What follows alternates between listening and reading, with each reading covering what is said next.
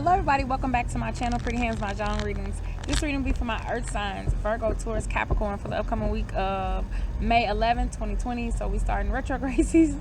Venus is moving retrograde and she governs love and beauty and romance and art and general feminine energy, passion. Let's see. Jupiter is moving retrograde. Jupiter is about expansion and miracles. Just kind of luck, general luck, honestly. And then we have Mars moving into Pisces. So that is about planning, using this time to plan more than do, to brainstorm, not getting too caught up in getting things done as far as work goes, because Mars in Pisces is more of a dreamer. It's more of a leisurely type of pace versus like Mars in like Capricorn or something like that. What are the major themes for my earth signs for the upcoming week of May 11, 2020, please?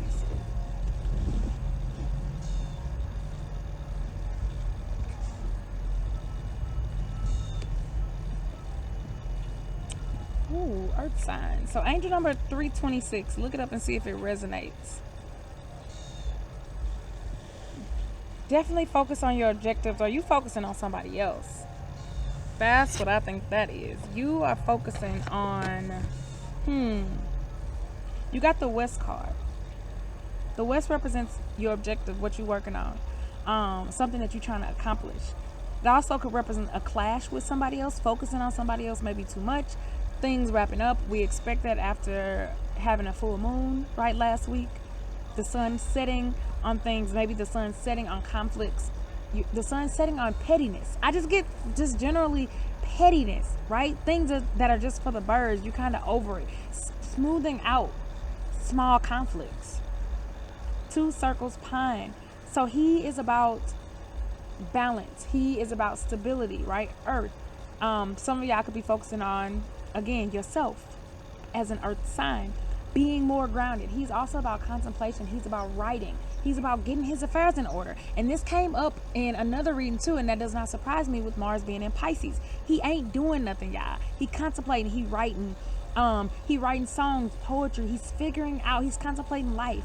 He's figuring out his life, but he's not taking any action. He has just the stability, right? He's definitely firmly grounded, but he's not moving. And I feel like that is what this energy is about. It's about brainstorming, figuring it out, concocting a master plan before you take action. Now then, look, with this 6-wand fire, this is about inspiration, creativity.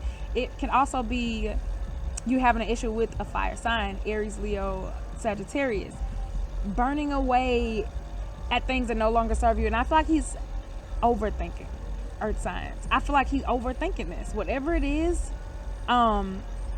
he's being, so for some people it's being divinely inspired by another person or to do another project, but some people it's just still overthinking some stuff, trying to figure it out, and you burning yourself out. Bam, there's that partnership element.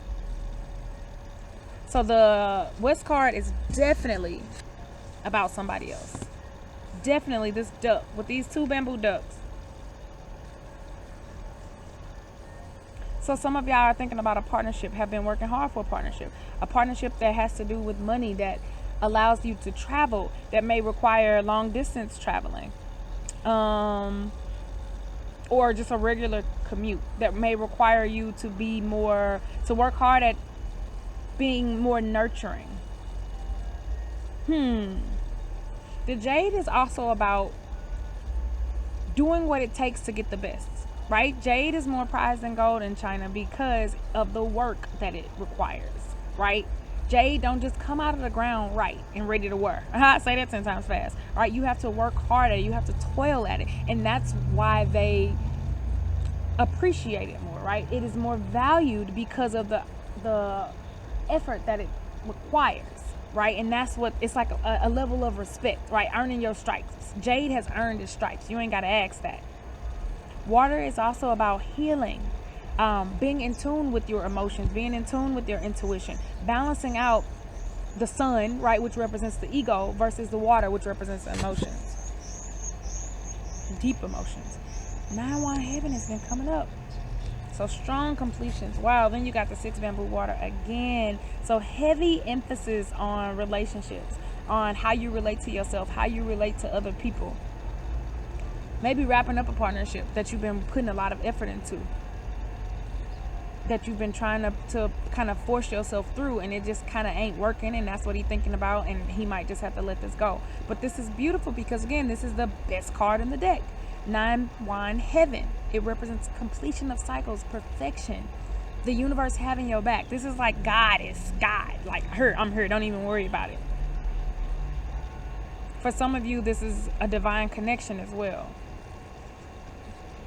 and the divine birth of something. 5 Bamboo Lotus.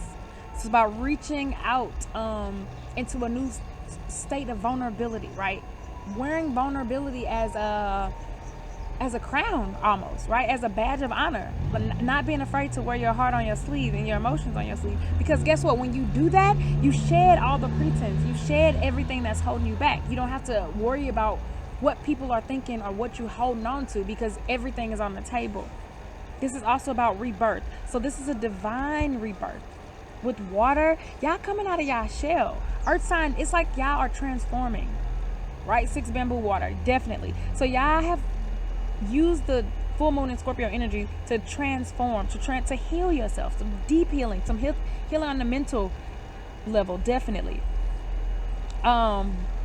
But to wrap up something that wasn't working so that you can be more in tune with your true self, honestly, with your inner child, but with who you really are, coming out of this clean, right? It's like being baptized in water or something like that. Interesting. So 1 Wand entering, new beginnings. I'm clarifying this 6 Wand Fire. So yeah, some of y'all do have some creative new beginnings, definitely, right? Doors are opening, new paths, new opportunities are coming to you. Again, doors that were previously locked are now opening. For some of you, though, this could also mean that a door is being closed too, which makes sense because we have the 9 Wand Heaven, and it's still a 9. It's still about completions. Even though it comes along with the Heaven card, it still represents the completion of the cycle. So for some of you, some doors are closing, and it might sting for now, but ultimately they want you to be patient. They want you to understand that if the doors are closing for you on one creative project, right, maybe because of the pandemic you can't do something now, or that others will open up, right, more sources of creativity will come. But they caution you against throwing the baby out with the bathwater. They caution you against overthinking things, against walking straight into the fire because you didn't do your due diligence and sit and plot out and see, is this really what I want, right? So sometimes we spin our wheels, and since we've been spinning for so long, once we're finally able to get out of the gate, we just charge forward, right? But sometimes that's to our detriment. We don't even pay attention to where we're going. We're just happy to be going. That is what they are cautioning you against. The last card is the 7 Bamboo Tortoise, all about patience, right? Patience, grasshopper. Slow and steady wins the race. Not getting too far ahead of yourself. That's what I said. Avoiding collisions and catastrophes by paying attention. This rock has been here. This ain't nothing new. So if he chooses to stumble over this rock, that's on him, because it's been there. You know the rock, right? You know the obstacles. You know what you're up against. It is up to you to slow down and to contemplate and to see things for what they are, and to devise a plan to get you over these obstacles.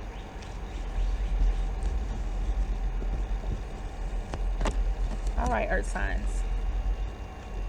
Back to the fortune telling book. Starting with Virgo. The Ace of Diamonds.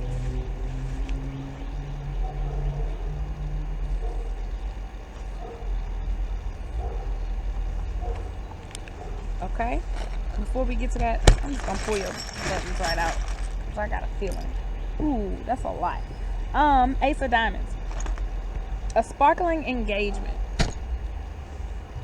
You will be laying long-term foundations, building on them, and enjoying the pleasurable way your life develops, Virgo. Your lover may pop the question. If you're footloose, you will fall in love with someone you will meet within a week, a month, or in January. Alternatively, you may receive a wonderful business offer or a letter. Reverse, someone is thinking of buying you a present or asking you for a date. So that's interesting, Virgo, because that's what I said. These new opportunities, these new beginnings, wrapping something up so that other things can come through. New opportunities coming. a business proposition, right? Working with somebody else. I didn't really get love, but it could be there. I feel like this engagement is a result of your past efforts, right? It could be with love, but I feel like it's more so about the groundwork that you've been doing on a career or financial endeavor.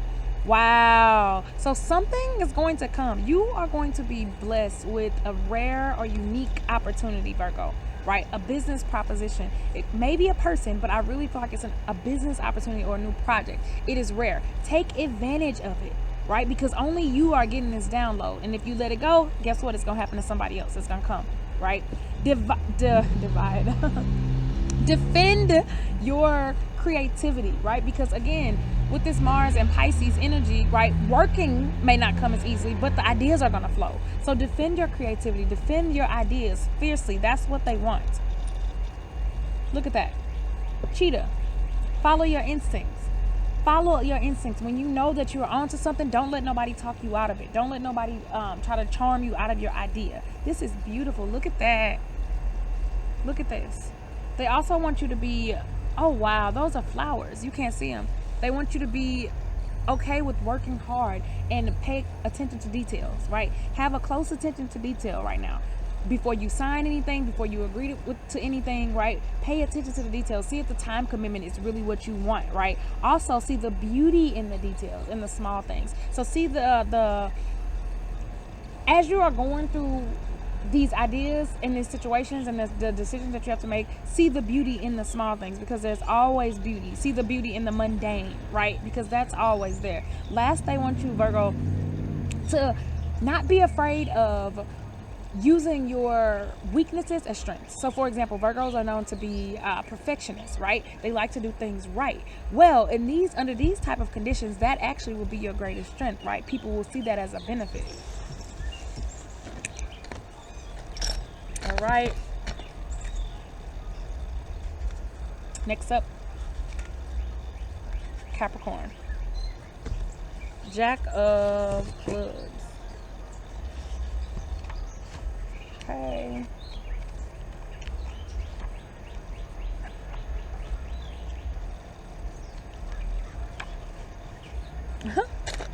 Let's get these buttons before I do this.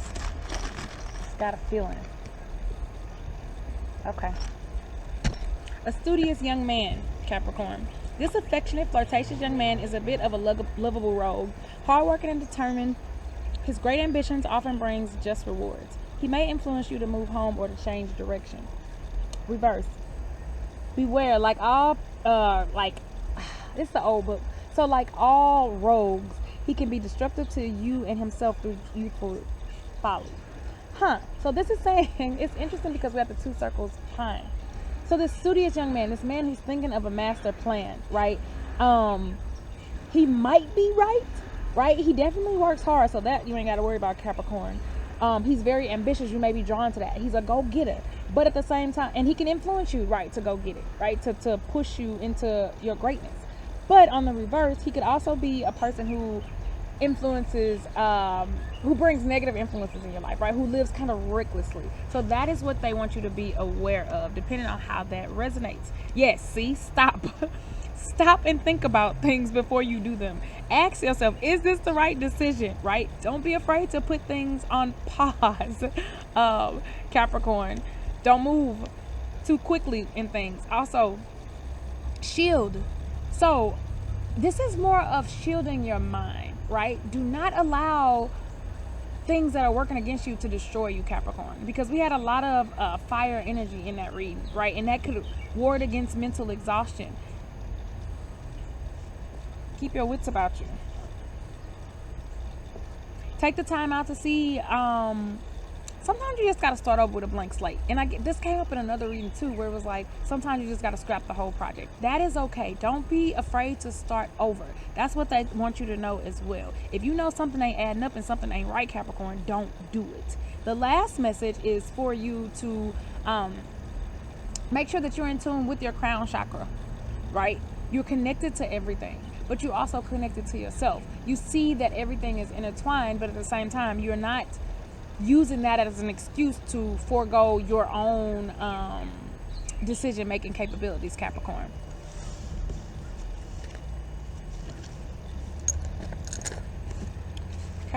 last but not least. Oh, that's too many cards. Can't do that. Taurus. King of Clubs. Okay. Get your buttons. Taurus.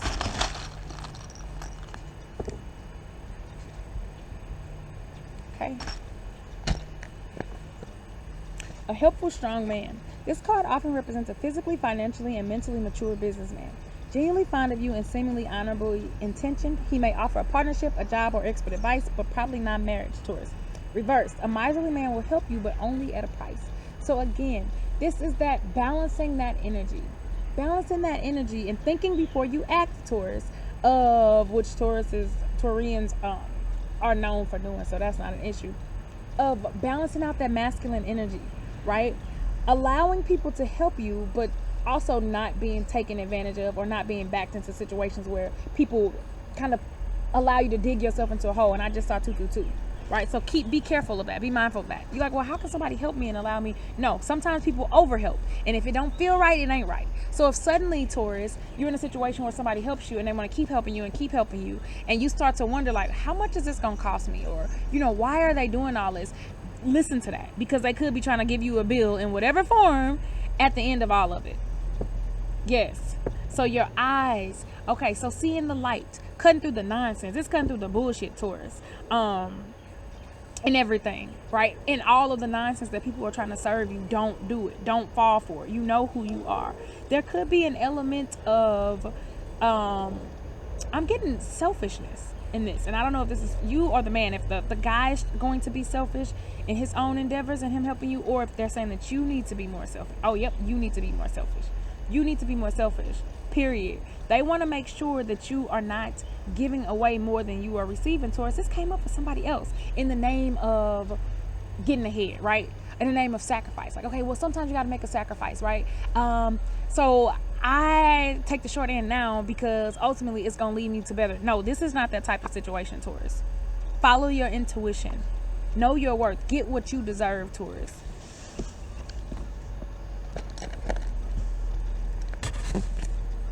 All right, y'all. Thank you for listening. Have a good week. Peace out.